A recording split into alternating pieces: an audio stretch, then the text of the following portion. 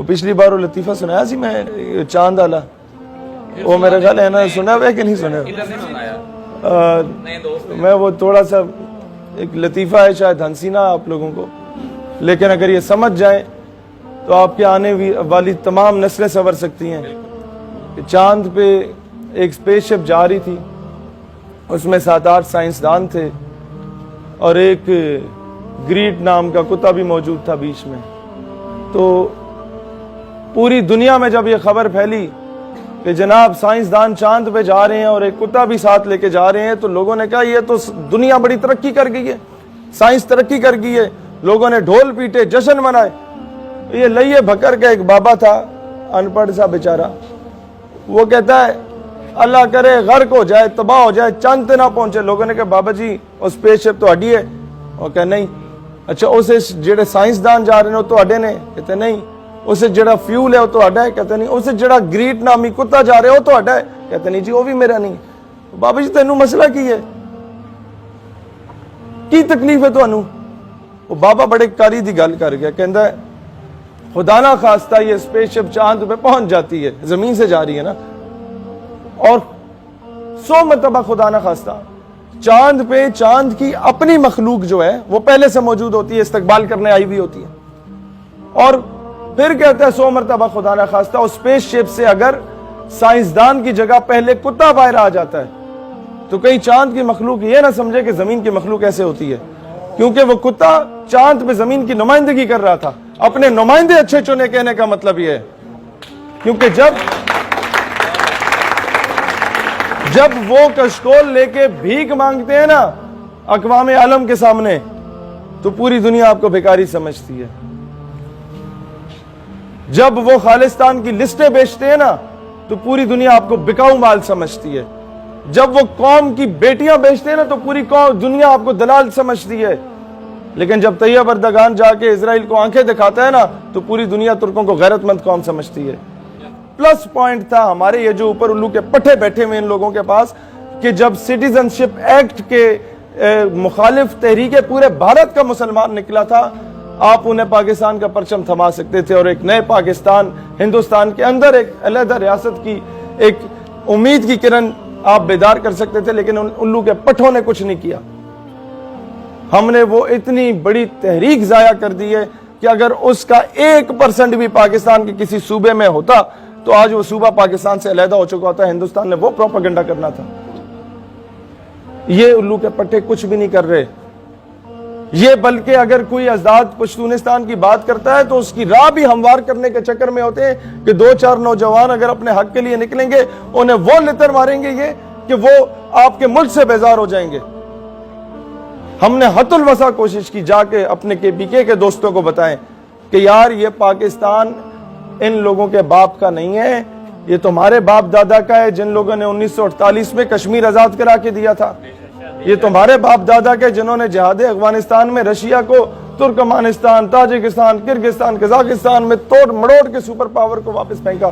لیکن مسئلہ یہ ہے کہ یہ الو کے پٹھے ہمارے اوپر حاوی ہیں پچھلے 70 سالوں سے. یہ ایسے غلام ہیں کہ ہمارے لیے جہاد وہی جائز ہے جس میں امریکہ کی خوشنودی حاصل ہو. امریکہ کہے کہ یہ جہاد ہے تو جہاد، امریکہ کہے دہشت گردی تو دہشت گردی. جس نے ہمارے عامر چیمہ شہید رحمت اللہ علیہ، انہوں نے جرمنی میں جا کے کوئی پینٹ کوٹ پہن کے ہی مارا تھا نا، شلوار قمیض پہن کے یا پراپر حلیہ بنا کے جاتے تو وہ تو قریب نہ نیڑے نہ لگنے دیتا. آپ کو کبھی کبھار کلین شیو بھی کرنی پڑے، گھس جائیں ان میں، کوئی مسئلہ نہیں ہے. ہمارے لوگ مصلحتاً میں آپ کو ایک بات بتاؤں. اب ایک اور اعتراض ہوتا ہے، آپ فلاں کے ساتھ کیوں بیٹھے، آپ نے فلاں بندے سے ہاتھ ملایا، اس کا تعلق تو فلاں مذہب کے ساتھ تھا. بھائی شکر ہے اس قوم کو ارطغرل نصیب ہو گیا. ارطغرل اپنے دشمن سے ہاتھ بھی ملاتا تھا، اگلی ملاقات پہ گلے بھی ملتا تھا، اس سے اگلی ملاقات پہ اسے کھانے پہ دعوت بھی دیتا تھا. پھر ارطغرل اسے اپنی وہ بکریاں بھی بیچتا تھا، قالینیں بھی بیچتا تھا، پھر جا کے گلا بھی کاٹ آتا تھا. تو آپ سمجھ جائیں ان چیزوں کو کہ کچھ چیزیں ڈپلومیٹک طریقے سے یا ٹیکنیکل طریقے سے آپ کو گھسنا پڑے گا. کفار کی صفوں میں آپ کو ہر جگہ پہ اپنا ایک اسٹرانگ ہولڈ بنانا پڑے گا. اس کے بعد جا کے اسلام کا پرچم، اس کا بول بالا ہو سکتا ہے. یہ جاسوسی کیوں، اس کا ایک پورا میکینزم ہے. جب یہ ہمارے سٹیک ہولڈرز کچھ نہیں کر رہے تو ہمیں کرنا پڑے گا.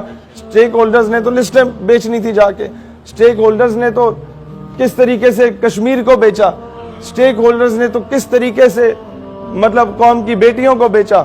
اب جب وہ کچھ نہیں کریں گے تو ہمیں ظاہری سی بات ہے, ہم نے تو یونیورسٹیز میں بچوں کو پروجیکٹ دیے ہوئے ہیں کہ بنگلہ دیش پہ کام کرو, کہ کس طریقے سے بنگلہ دیش کی اپوزیشن, بنگالی کے کورس کرنے لگ گئے ہیں ہمارے تنظیم کے نوجوان, کہ کس طریقے سے وہاں کی اپوزیشن جماعتیں جو مذہبی جماعتیں ہیں ان کو پاکستان کی فیور میں دوبارہ کیا جا سکے, کس طریقے سے جوناگڑھ میں دوبارہ آزادی کی تحریک چلی جا سکتی ہے. جو لوگ آج ہندوستان سے بیزار ہیں, یہ تب تک ہم لوگ حقیقی معنوں میں خود مختار ریاست نہیں ہو سکتے جب تک ہماری فورن پالیسی آزاد نہ ہو. ہم کہتے ہیں امریکہ کو, بھارت کو, ان ریاستوں کو تم نے بھائی بنانا ہے, بنا لو, باپ نہ بناؤ.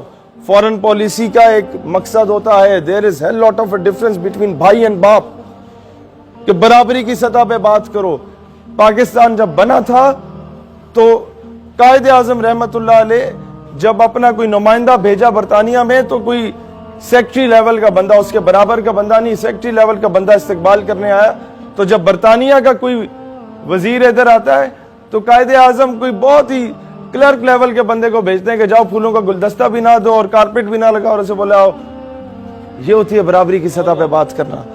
کھانے کو ککھ بھی نہیں تھا ہمارے پاس, لیکن برابری کی سطح پہ بات کی جاتی تھی. تبھی ان کا سفیر آتا تھا تو پورا جھک کے اپنی عرضداشت ملکہ برطانیہ کی پیش کرتا تھا قائد اعظم کو. کیا وجہ تھی؟